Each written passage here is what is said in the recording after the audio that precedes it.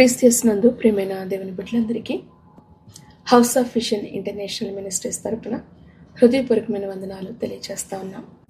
దేవుని యొక్క ఉన్నతమైన కృపను బట్టి జూన్ మాసం ఈ నెల చివరి రోజుకు మనం చేరుకున్నాం. ఈ సమయంలో మనం ఒకసారి వెనక్కి తిరిగి చూస్తే దేవుని కృప, ప్రేమ, ఆయన కనికరం, ఆయన పోషణ మన జీవితాల్లో ఎంత గొప్పగా పనిచేసాయో మనం గుర్తించగలుగుతున్నాం. మనం ఎదుర్కొన్న ప్రతి పరిస్థితిలో కూడా దేవుడు మనకు తోడుగా నిలబడ్డాడు. ఆయన అవసరమైన ప్రతి దానిని సమకూర్చి ప్రమాదాల నుంచి మనల్ని కాపాడుతా, నిరాశలో ధైర్యాన్ని ఇచ్చి, బలహీనతలో తన బలాన్ని ప్రభు మనకు అనుగ్రహించిన దేవుడు. యెహోవా నా కాపరి, నాకు లేమి కలగదు అనే ఆయన వాక్యం ఈ నెలంతా కూడా మన జీవితాల్లో ఎంత సత్యమైందో అనుక్షణం అనుదినం కూడా మనం రుచి చూసాం కదా. కనుక మన విశ్వాసాన్ని నిలబెట్టిన దేవునికి కృతజ్ఞతాస్తులు చెల్లిస్తాం. ఈరోజు యొక్క వాగ్దాన సందేశం ఉందాం. జూన్ మాసం 30వ తారీఖు 2026వ సంవత్సరం. ఈనాటి వాక్య ధ్యానం లూకా సువార్త 15వ అధ్యాయం 20వ వచనం. వాడింకా దూరముగా ఉన్నప్పుడు తండ్రి వాడిని చూచి కనికరపడి పరిగెత్తి వాని మీద పడి ముద్దు పెట్టుకొనెను. ఈ వాక్యం తప్పిపోయిన కుమారునికి కథలో ఉన్న అద్భుతమైన సందేశం.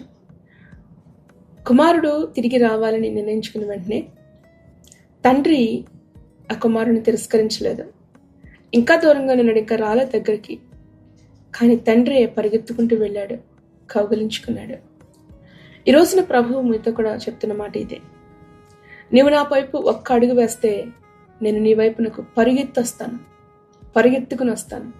నువ్వు నడుస్తూ వస్తావు, కానీ ఆయన పరిగెత్తుకుంటూ వస్తాడు. గత వైఫల్యాలు, ఫెయిల్యూర్స్ జీవితంలో లేదా బలహీనతలు, విడిచిపెట్టబడలేని పాపాలు, దేవునికి దుఃఖాన్ని కలిగించిన అనేకమైన స్థితిగతులు నీ జీవితంలో ఉండొచ్చు. పశ్చాత్తాపంతో ప్రభు వైపునకు నువ్వు తిరిగితే ఆయన నేను సంతోషంతో ఆయన స్వీకరిస్తారు. ఇర్మియా గ్రంథం 31:3 వచనం ప్రభు చూపించిన ప్రేమకు సదృశ్యమైన వాక్యం ఇది. శాశ్వతమైన ప్రేమతో నేను ప్రేమిస్తున్నాను కనుకనే విడవకుండా నీ పట్ల నేను కృప చూపిస్తున్నాను అంటాడు ఆయన. దేవుని యొక్క కనులు తన పిల్లల కోసం ఎదురు చూస్తూ ఉన్నాయి. పశ్చాత్తాపం అనేది దేవుని కృపకు ద్వారం. కృపను పొందుకోవడానికి తిరిగి వచ్చిన వారిని దేవుడు స్వీకరిస్తాడు, త్రోసివేయడు. ఆయన నీ జీవితాన్ని ఎత్తి చూపించి అవమానపరచడు. ఆయన ప్రభు యొక్క హృదయం రక్షించడానికి సిద్ధంగా ఉంది, శిక్షించడానికి కాదు. ఈ వాక్యము కేవలం ఒక తండ్రి యొక్క ప్రేమను మాత్రమే కాదు, పాపిని వెదుగుతున్న దేవుని యొక్క హృదయాన్ని తెలియజేస్తా ఉంది. ఎంత అద్భుతమైన కృపను స్పష్టంగా చూపించే వాక్యాలు ఎంత చక్కని ఆదరణిస్తాయి కదా. చూడండి, ఇంకా వాడు ఇంకనూ దూరంగా ఉన్నప్పుడే అంటున్నాడు, వాడు ఇంకనూ దూరంగానే ఉన్నాడు, ఇంకా దగ్గరికి తండ్రి దగ్గరికి రావాలని నిశ్చయించుకున్నాడు. ఇంకా చాలా దూరంగా ఉండొచ్చు, మెల్లగా నడిచి వస్తున్నాడేమో. దేవుని కనులు నీ మీదే ఉన్నాయి. ఆయన తన కుమారుని మర్చిపోలేడు. కుమారుడి కొరకే ఎదురు చూస్తా ఉన్నాడు. తిరిగి వస్తాడు, ఖచ్చితంగా నా కొడుకు తిరిగి వస్తాడనే నమ్మకం తండ్రికి ఉంది. అంటే మేబీ ఆ తండ్రి ప్రతిరోజు కూడా దారి వైపు చూస్తానే ఉన్నాడేమో, తిరిగి వస్తాడని ఆశతో వెతుకుతూ ఉన్నాడేమో. ఈరోజు మీలో కొంతమంది దేవునికి దూరంగా ఉన్నారు, ప్రార్థన మానేశారు, ఇంకా పాపంలోనే ఉన్నారు. సంఘానికి ఆరాధనలకు అటెండ్ చేయడం విరమించుకున్న వారు చాలా మంది ఉన్నారు. అయితే ప్రభు చెప్తున్నది ఏంటో తెలుసా? నీవు నన్ను విడిచిపెట్టేశావు, కానీ నేను నిన్ను విడిచిపెట్టలేదు. ఇంకా దేవుని హృదయం నీ కొరకు ఎదురు చూస్తూనే ఉంది. ఈరోజైనా ప్రభు దగ్గరికి రాగలరా? ఒక్కడుగు ప్రభు వైపునకు మీరు వేయగలిగితే ప్రభు పరిగెత్తుకుంటూ వచ్చి నేను హత్తుకునే దేవుడు. ఆయన తండ్రి వారిని చూచి కనికరపడి, ఎంత అద్భుతమైన మాట. అసలు కనికరపడ్డానికి కుమారుడిలో ఏ అర్హత అయినా ఉందా? తండ్రి ఆస్తిని పాడు చేశాడు, కుటుంబం యొక్క గౌరవాన్ని పోగొట్టేశాడు. ఆ తండ్రి అందరి మధ్యన ఎంత అవమానించబడి ఉండాలి. అందరూ కూడా కొడుకు వదిలిపెట్టి వెళ్ళిపోయాడని ఎంత ఎన్ని మాటలని ఉండాలా. పాపంలో ఆ యొక్క వ్యక్తి గడిపాడు, జీవితాన్ని గడిపాడు.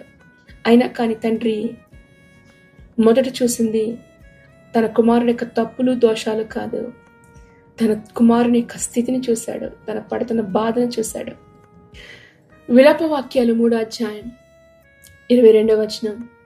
యెహోవా కృపగలవాడు గనుక ఆయన వాత్సల్యత ఎడతెగక నిలిచినది కనుకనే మనము నిర్మూలము కాకున్న వారము. అనుదినము నూతనముగా ఆయనకు వాత్సల్యత పుట్టుచున్నది.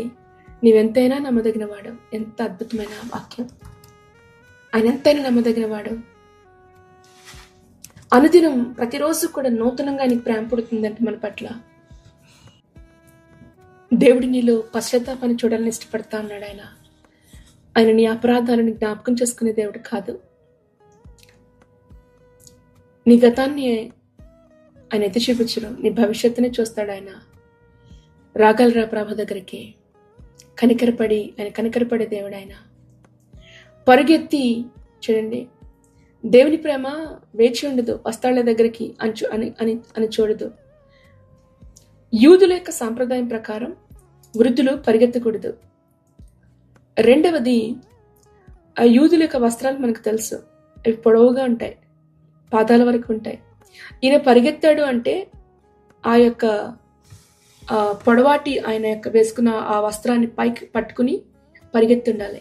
ఇది యాక్చువల్గా అయితే గనక తండ్రులు పరిగెత్తరు, ఆ వస్త్రాన్ని పైకి తీరు, కాళ్ళు కనిపించకూడదు వాళ్ళకి. కానీ ఈ తండ్రి పరిగెత్తాలి అంటే వస్త్రాన్ని పైకెత్తి పరిగెత్తుంటాడు. కుమారుని కొరకు తన యొక్క గౌరవాన్ని ప్రక్కన పెట్టాడు. చూసారా? అంటే ఈ వాక్యం మనకి ఏం తెలియజేస్తా ఉందంటే, దేవుడు ఒక పాపిని రక్షించడానికి ఎంత ఆతృతగా ఉన్నాడో చూపిస్తా ఉంది.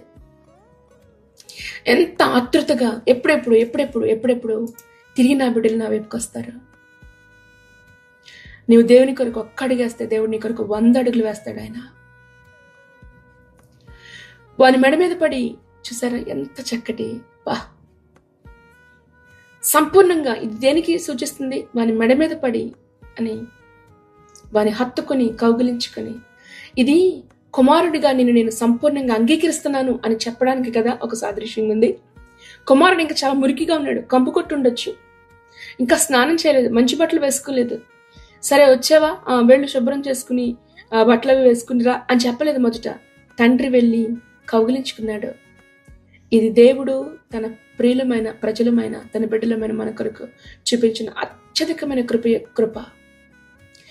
రోమీయులకు రాసిన పత్రిక 5వ అధ్యాయం 8వ వచనం. మనం ఇంకనూ పాపులమే ఉండగా క్రీస్తు మన కొరకు చనిపోయాడు. అవును, మనం పాపులముగా ఉండగానే ప్రభు మన కొరకు చనిపోయాడు ఆయన.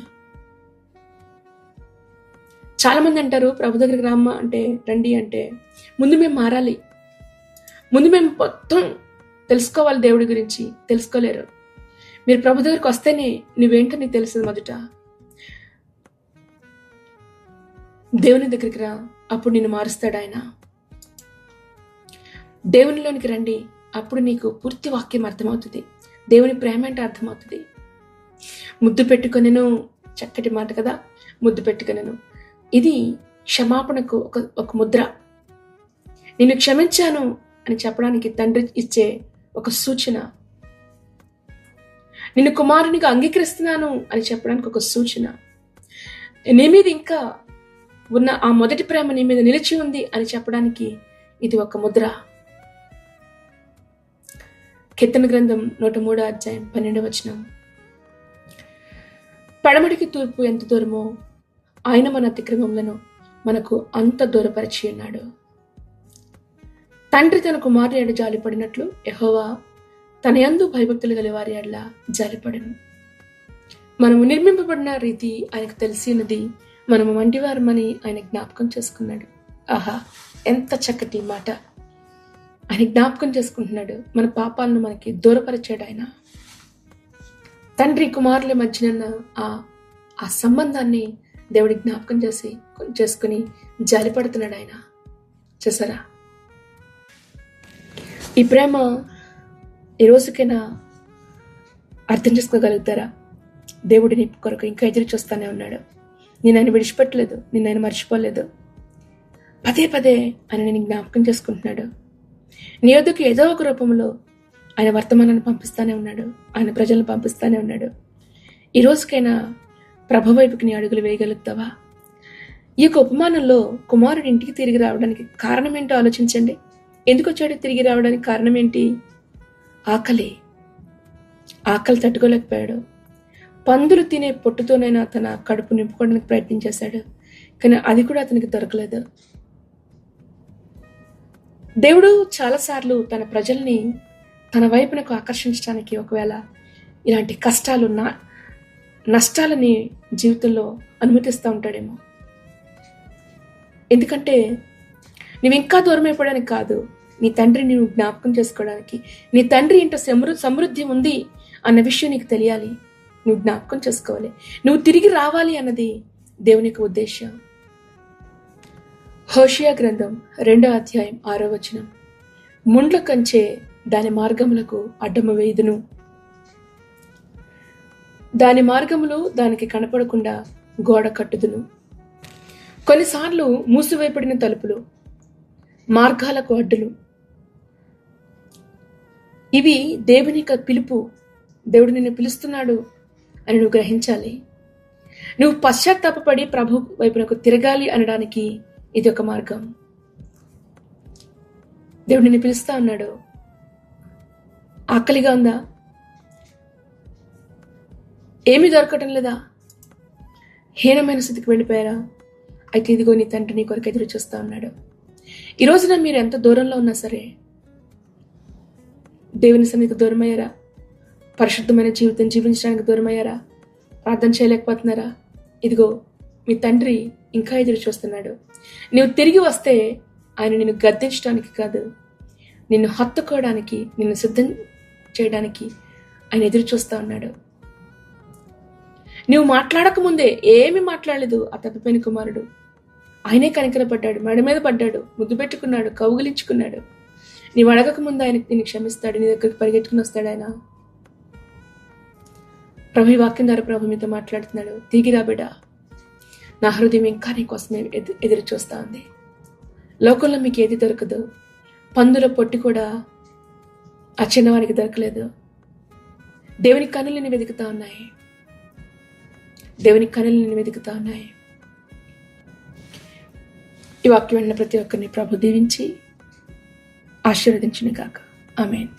ప్రార్థన చేసుకుందాం.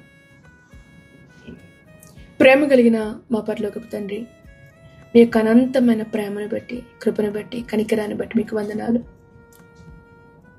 ప్రభా. మేము ఇంకా దూరంలో ఉన్నప్పుడే నువ్వు మమ్మల్ని గమనిస్తూ ఉన్నావు, ఎదురు చూస్తూ ఉన్నావు దేవా. నీకు వందనాలు, నీకు స్తోత్రాలు చెల్లిస్తూ ఉన్నావు.